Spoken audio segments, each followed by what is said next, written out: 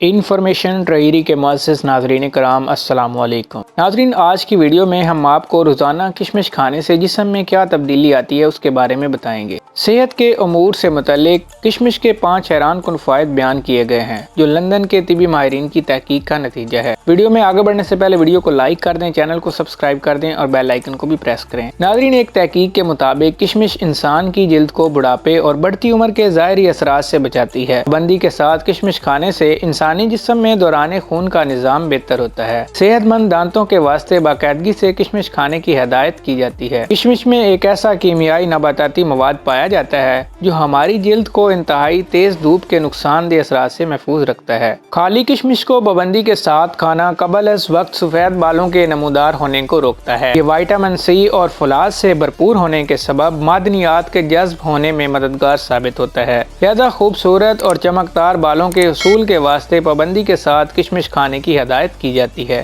ناظرین، آج کی ویڈیو میں صرف اتنا ہی۔